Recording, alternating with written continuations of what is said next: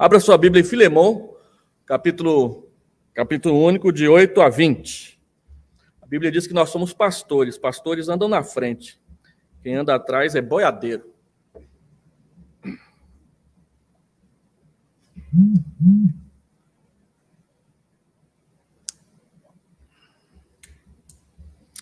Pois bem, ainda que eu sinta plena liberdade em Cristo para te ordenar o que convém, prefiro, todavia, solicitar em nome do amor, sendo que sou Paulo velho, e agora até prisioneiro de Cristo Jesus.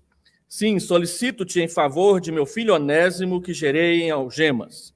Ele antes te foi inútil, atualmente, porém, é útil a ti e a mim. Eu te envio de volta em pessoa, quero dizer, o meu próprio coração. Eu queria conservá-lo comigo mesmo para, em teu lugar, me servir nas algemas que carrego por causa do Evangelho. Nada, porém, quis fazer sem o teu consentimento, para que a tua bondade não venha a ser como que por obrigação, mas de livre vontade, pois acredito que ele veio a ser afastado de ti temporariamente, a fim de que o recebas para sempre, não como escravo, antes muito acima de escravo, como irmão caríssimo, especialmente de mim e com maior razão de ti, quer na carne, quer no Senhor. Se, portanto, me consideras companheiro, recebe-o como se fosse a mim mesmo. E se algum dano te fez ou se te deve alguma coisa, lança tudo em minha conta. Eu, Paulo, de próprio punho escrevo, eu pagarei, para não te alegar que também tu me deves até a ti mesmo. Sim, irmão, que eu receba de ti no Senhor esse benefício, reanima-me o coração em Cristo. Vamos orar.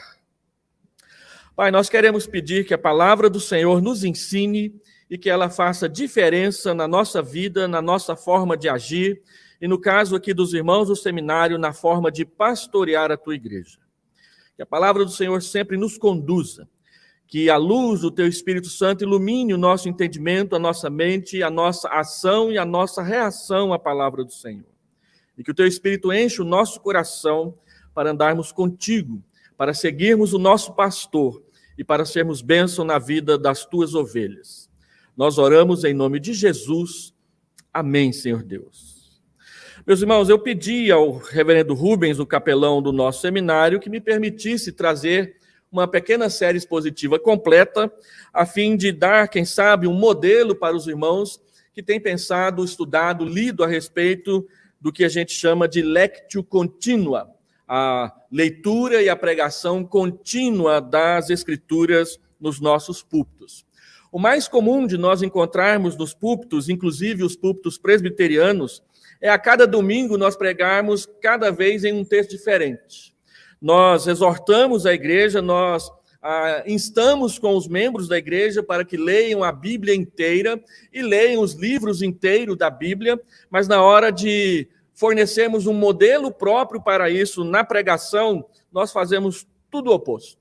Nós vamos ao púlpito e um dia pregamos em Apocalipse, depois no outro nós pregamos em João, depois vamos lá para Isaías, quem tem mais coragem prega um pouquinho em Ezequiel, e essas coisas assim.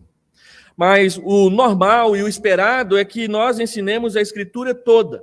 E uma das vantagens da exposição bíblica contínua é exatamente porque nós pregamos a palavra do Senhor, nós expomos a palavra do Senhor no contexto em que o próprio Espírito Santo a inspirou e a escreveu, seguindo o raciocínio do próprio Espírito através dos escritores bíblicos. Algumas pessoas acham que esse tipo de pregação é monótono. A maior crítica à pregação expositiva é que uma vez que a gente tem que fazer o contexto, que a gente tem que trabalhar essas coisas, e o contexto é sempre o mesmo, então o sermão é monótono, comprido e chato. Parece sermão espada, né? Comprido e chato. Não acaba nunca. Há 30 anos que eu ouço isso a respeito da minha forma de pregar nas igrejas onde eu pastoreio. No entanto, depois de 1 ano, 2 anos, 3 anos, pastoreando a mesma igreja e pregando desse tipo de maneira, você começa a perceber uma mudança que no outro tipo você não percebe. A igreja começa a ler a Bíblia. A igreja começa a usar os seus sermões como modelo de leitura bíblica para eles. Agora, nós não precisamos ser legalistas e nem dogmáticos com respeito a isso. Lloyd Jones, no seu livro Pregação e Pregadores, ele diz, olha, use esquemas diferentes para situações diferentes. Naquele culto da palavra, aquele culto mais cheio da igreja, expõe as escrituras sistematicamente, mas não é só ali que você prega. Então, use a estrutura da escola dominical, use a estrutura da reunião de oração, use a estrutura do estudo bíblico de quarta-feira, de quinta-feira, de terça-feira, dependendo de qual igreja você pastoreia, e use esquemas diferentes para ocasiões diferentes, a fim de alimentar o rebanho com todo o desígnio de Deus, conforme Paulo ensina, conforme Lucas escreve em Atos capítulo 20, através da boca de Paulo. Nós estamos diante de uma epístola que é bem pequena, e, portanto, é fácil de fazer um modelo através dela, onde nós temos Paulo escrevendo uma carta a um dos seus amigos e cooperadores, que é Filemão. Em Mateus, capítulo 5, versículo 23 e 24, o Senhor Jesus Cristo diz o seguinte: se, pois, ao trazeres ao altar a tua oferta e ali te lembrares de que teu irmão tem alguma coisa contra ti, deixa perante o altar a tua oferta, vai primeiro reconciliar-te com o teu irmão, e então, voltando, faze a sua oferta. Comentando esse texto, o Dr. John Stott disse o seguinte: nunca deveríamos permitir que uma desavença permanecesse, muito menos que se desenvolvesse no meio da igreja. Não devemos retardar o fazer as pazes. Não devemos permitir que o sol se ponha sobre a nossa ira, mas imediatamente, logo que tivermos consciência de um relacionamento estremecido, devemos tomar a iniciativa de restaurá-lo, de pedir desculpas pelo ressentimento que provocamos, de pagar a nossa dívida, de fazer restituições. Existe uma relação direta entre o culto e a comunhão. Deus não aceita um sem o outro.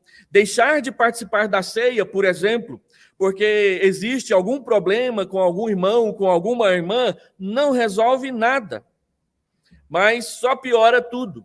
Existe, ou fugir de se encontrar com o irmão que está com a relação estremecida, é uma atitude própria nossa diante do pecado. Deixar de frequentar a igreja para não ter de enfrentar as consequências de um pecado cometido contra alguém é a mesma atitude que Adão tomou quando Deus o chamou naquele entardecer, logo depois dele ter pecado ao comer o fruto que Deus havia dito para ele não comer. Adão simplesmente se escondeu de Deus, fugiu, não esteve presente no local onde costumeiramente ele se encontrava com o Senhor. Embora o regime da escravidão já tenha acabado como instituição no nosso meio, este mesmo regime ainda governa a atitude de muitos cristãos que exploram os outros, mas frequentam a mesma igreja. Paulo envia Onésimo de volta. Vocês se lembram que Onésimo era escravo de Filemão, fugiu, foi até onde Paulo estava.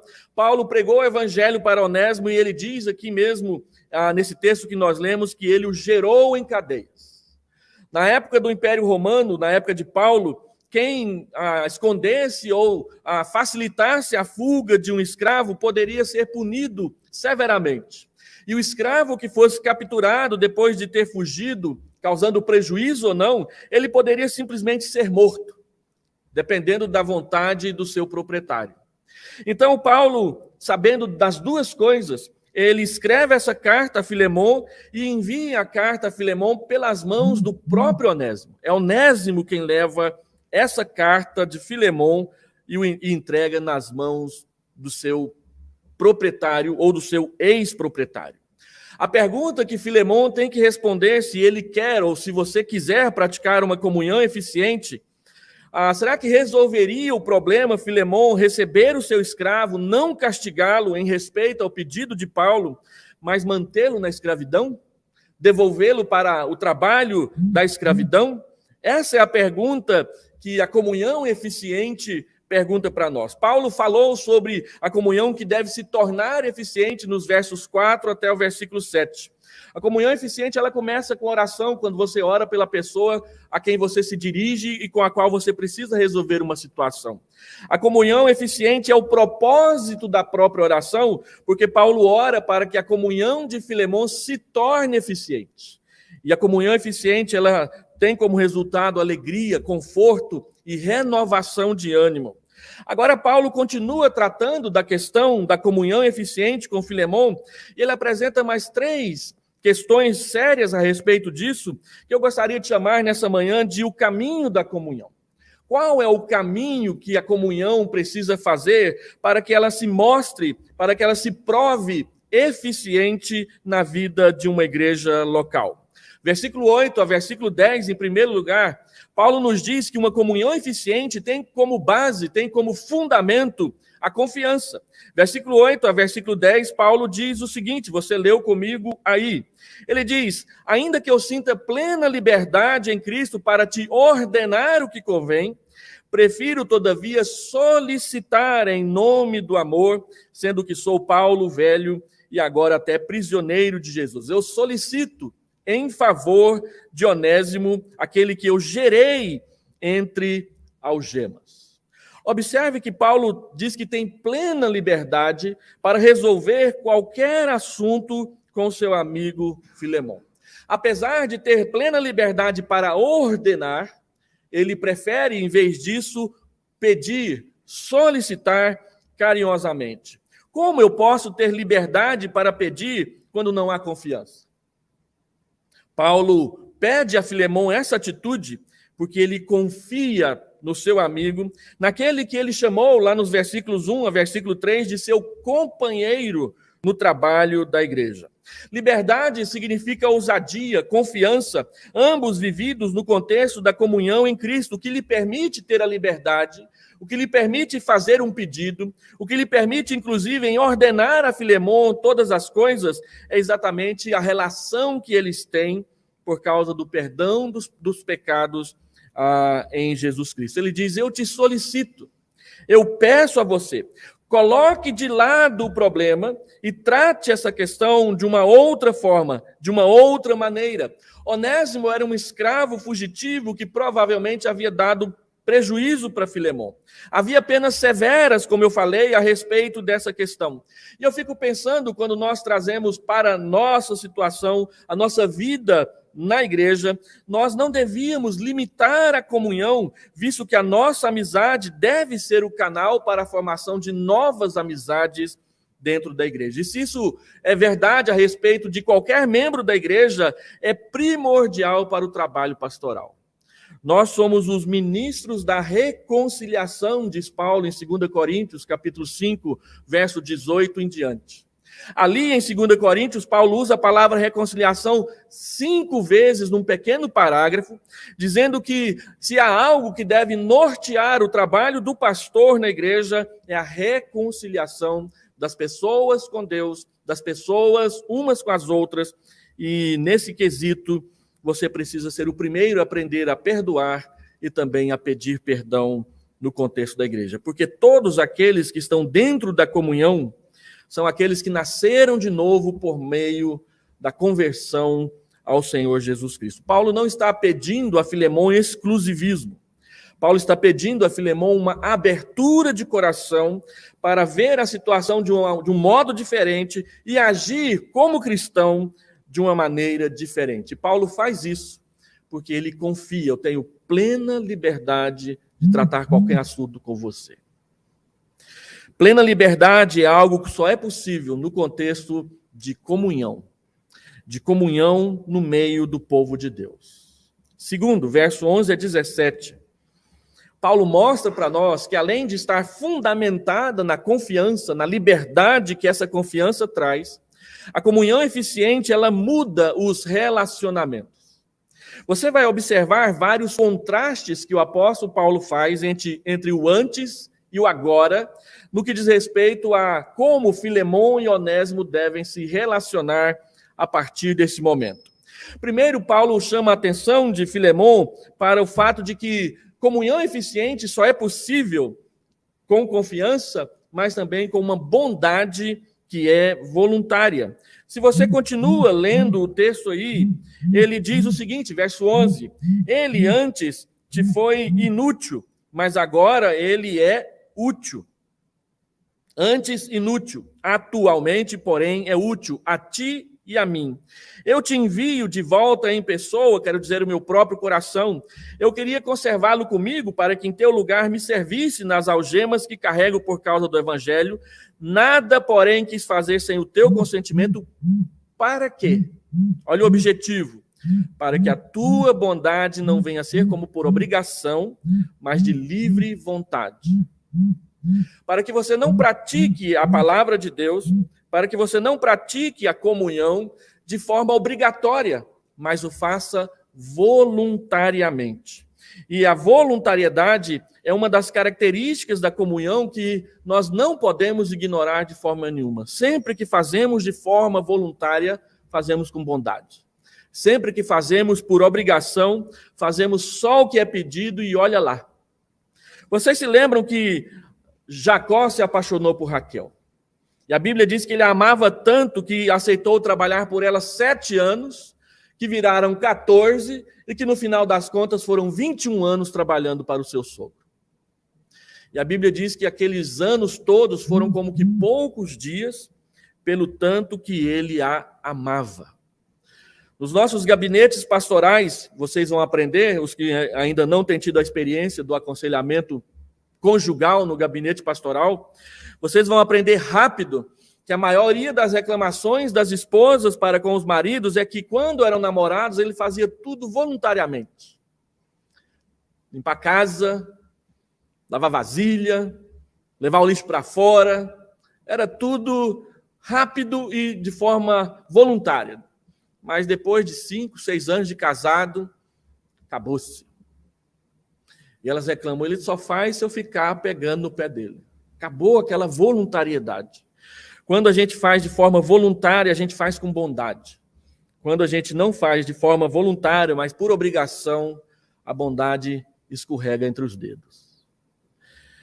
E então, Paulo diz, olha, preste atenção, olha como era antes e olha o que virou agora por causa da comunhão eficiente.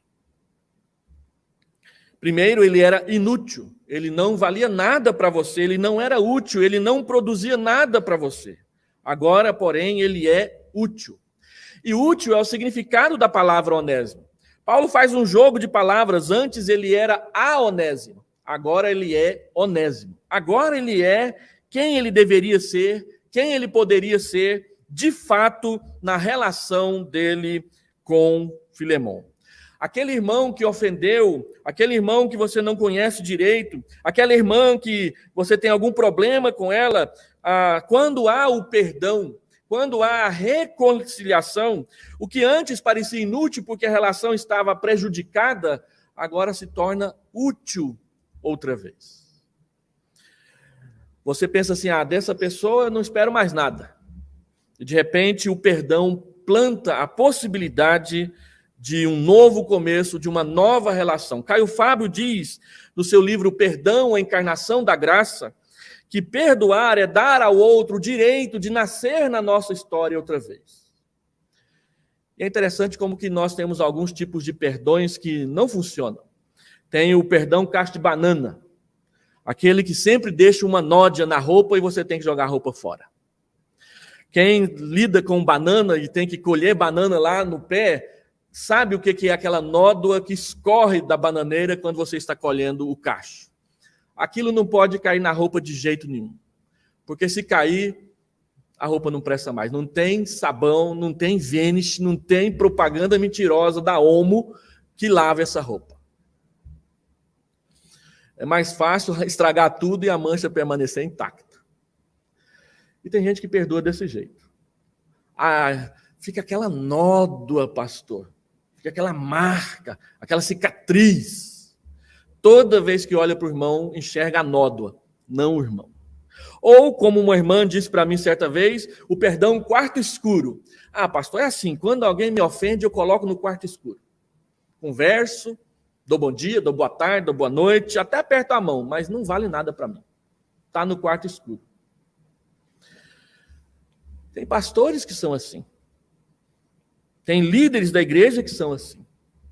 Na igreja, a gente administra muitos problemas por causa de situações assim. Gente que vive num quarto sem luz, não pagou a CELG. inútil, imprestável, desnecessário.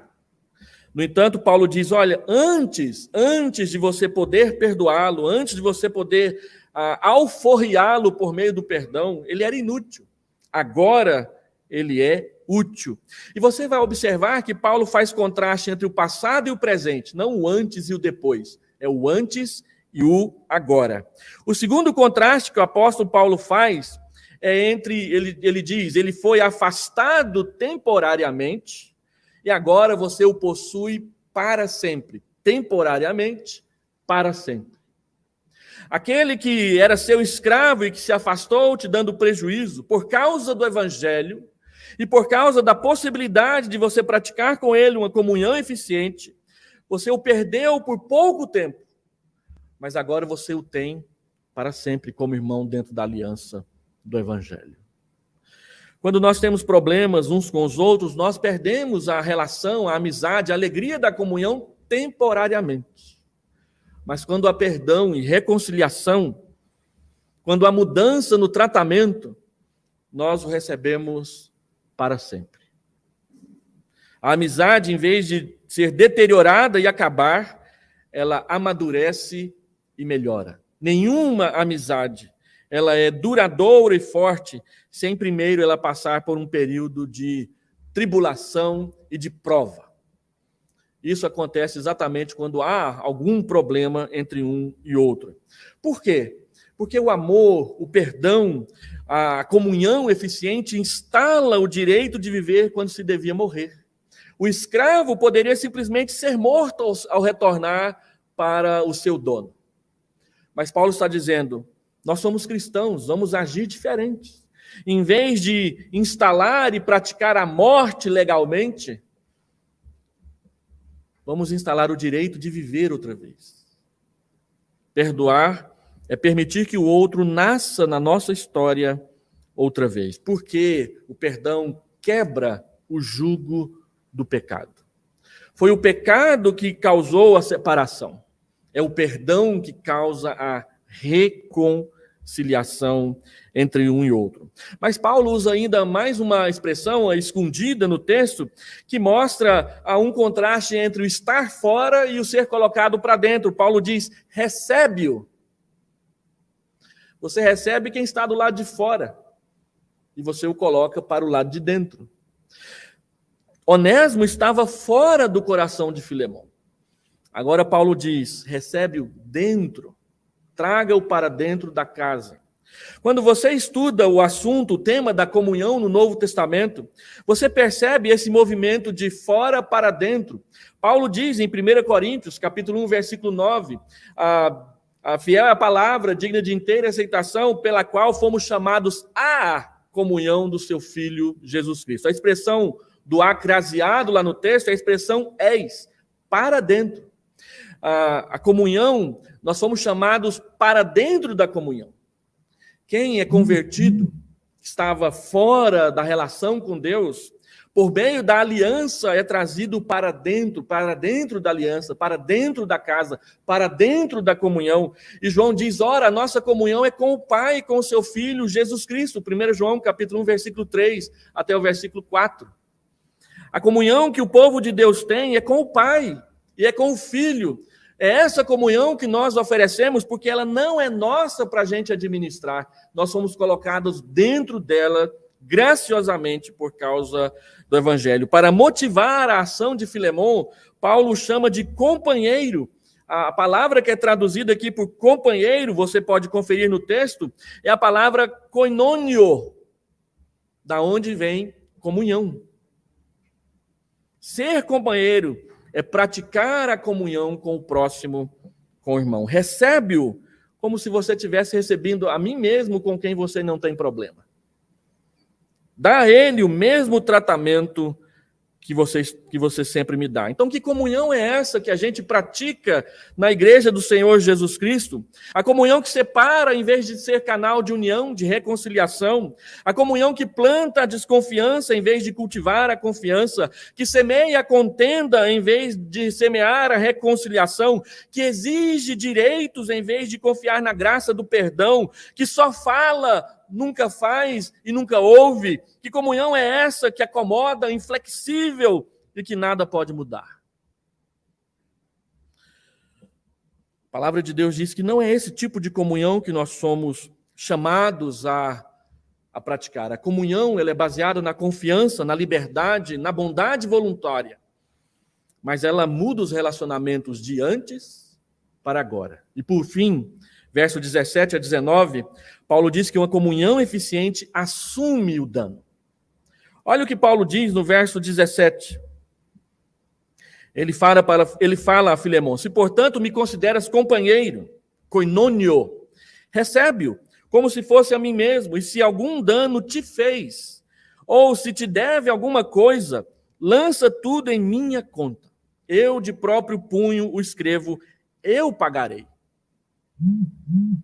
Paulo diz que ele se apresenta como mediador, um mediador daquele que aprendeu o que é mediação com Jesus Cristo, pois Jesus Cristo assumiu o dano para que nós pudéssemos voltar para a casa de Deus. Ele pagou o preço dos nossos pecados.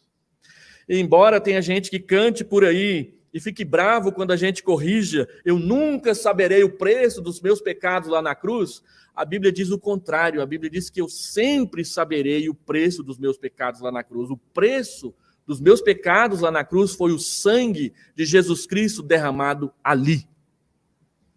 Isso é muito claro na Escritura, para a gente ficar bravo com quem corrige esse tipo de erro na nossa poesia cultica. É a Bíblia que determina, e não a nossa poesia do jeito que a gente acha melhor. A Bíblia diz que ele pagou.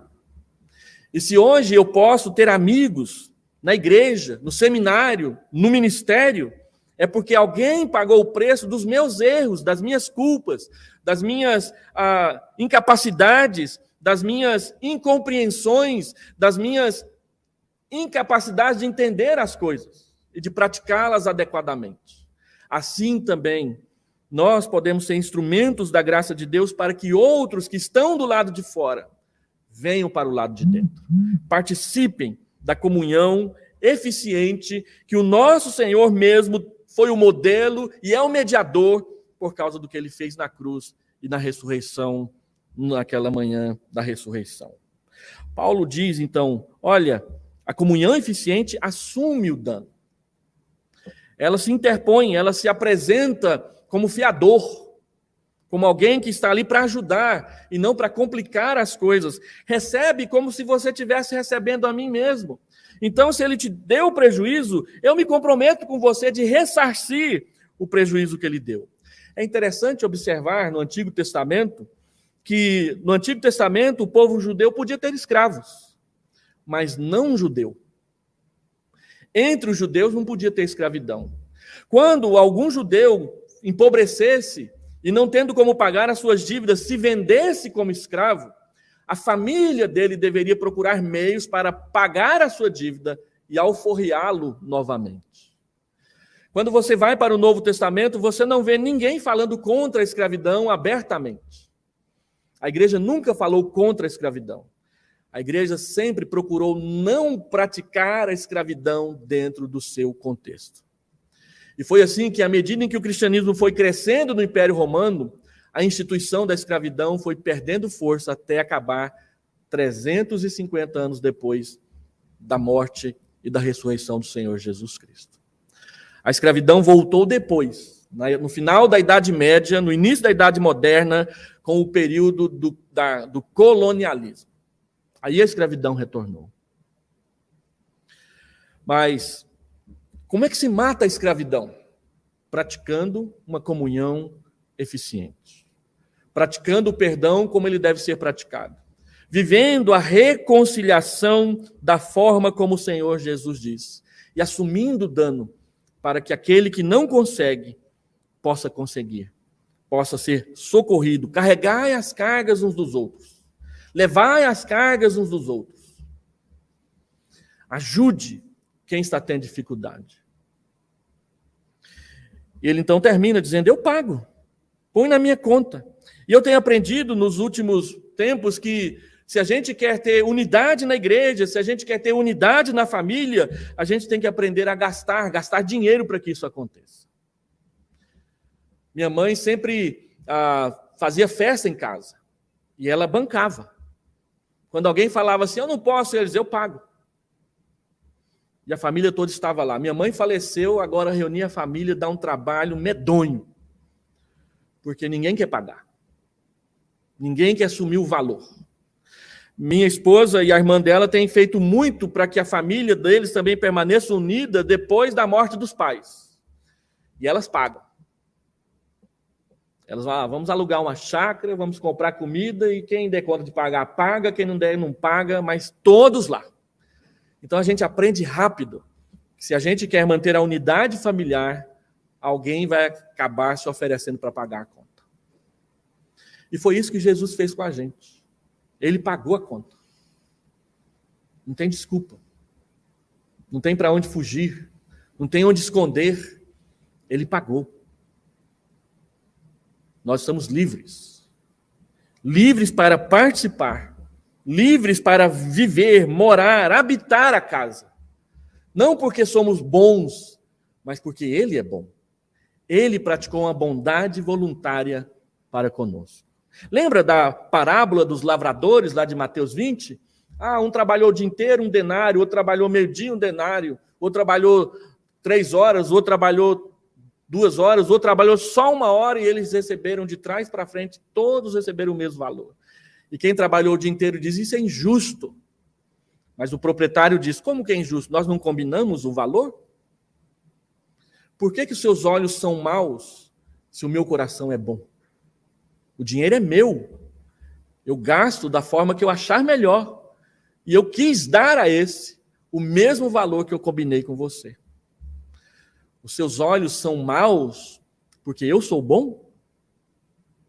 Então Deus nos chama a trazer as pessoas para dentro.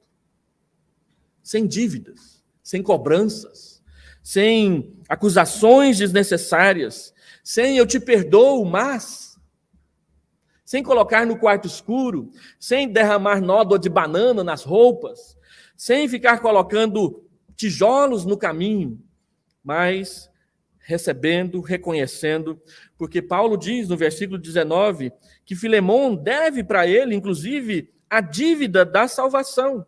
Ele diz, eu pagarei para não te alegar que também tu me deves até a ti mesmo. Sim, irmão, que eu receba de ti no Senhor este benefício. Reanima o meu coração no Senhor Jesus Cristo. E Paulo termina então no verso 20. Ele diz isso. Olha, sim, irmão, que eu receba de ti este benefício, essa dádiva, esse preço. E ele volta lá no versículo 7. Reanima-me o coração em Cristo. Ele diz lá no versículo 7, olha, pois, irmão, eu tive grande alegria e contentamento no teu amor, pois tens reanimado o coração dos santos. Paulo diz, assim como você tem reanimado o coração de outros, reanima o meu. Perdoa Onésimo. Mude o tratamento para com ele. Não fique guardando rancor, ressentimento, mágoa. Isso azeda o seu coração. Perdoa. Traz para dentro aquele que está do lado de fora. Vamos fazer algumas aplicações. Primeiro, essa carta tem 3 personagens: Paulo, Onésimo e Filemon. Paulo seria privado da companhia e do serviço de Onésimo num momento de dificuldade, porque passava, pois estava preso e solitário. Privar-se de uma amizade importante é sempre difícil. Se Filemon não perdoasse Onésimo, se Filemon não aceitasse a conversão de Onésimo e mudasse o seu tratamento para com ele, Paulo seria prejudicado, pois não poderia contar mais com o serviço de Onésimo. E a história da igreja diz que Onésimo se tornou um grande obreiro, sendo inclusive um dos pastores da igreja de Éfeso no período pós-Paulo. Segundo, Onésimo. Onésimo deveria voltar ao seu senhor e dono, porque isso era correto, a quem causara prejuízos financeiros e de trabalho. Ele devia fazer o caminho de volta. E fazer o caminho de volta, voltar atrás, reconhecer o erro, pedir o perdão, nunca é fácil. Mas se ele não fizesse isso, nós não teríamos a história desse perdão maravilhoso para narrar nessa manhã. E terceiro, Filemão, que é o personagem principal. Filemão deveria perdoar e libertar Onésimo. Perdoar é sempre difícil. De qualquer forma, se a comunhão não é eficiente, se ela não é praticada do jeito que o Senhor Jesus nos ensinou, as coisas ficam difíceis. Mas se ela é praticada com eficiência, o resultado sempre é bênção, sempre é mudança, sempre é transformação, sempre é santificação na vida das pessoas. Paulo pôde, no decorrer da história, gozar da amizade, da presença e do serviço de Onésimo. Onésimo se tornou pastor e a história da igreja o reverencia como alguém que pastoreou, inclusive, a poderosa e doutrinariamente sadia igreja de Éfeso, no período paulino. Onésimo voltou, ele é que trouxe a carta. Um autor que eu li diz que se Filemão não tivesse dado ouvidos ao pedido de Paulo, ele teria simplesmente amassado a carta e jogado na lata de lixo. Mas ela está aí. E ela não foi jogada fora porque era a palavra de Deus para Onésimo. Texto inspirado pelo Espírito Santo para a nossa edificação. E agora você se edifica e se delicia com a doutrina da palavra do Senhor. Filemão, perdoar é sempre difícil. O perdão custa caro. A Bíblia mostra isso claramente no tabernáculo. Aqueles sacrifícios que eram apresentados para que Deus perdoasse não eram baratos. Quem aqui tem condição de comprar uma ovelha e de lá sacrificar? Os ricos tinham que dar um novilho. Os classe média tinham que dar uma ovelha. Os pobres traziam 2 pombos. Ou 1 pombo. Mas o perdão, a Bíblia ensina, custava alguma coisa. E Davi diz, eu não oferecerei ao Senhor um sacrifício que não me custe nada.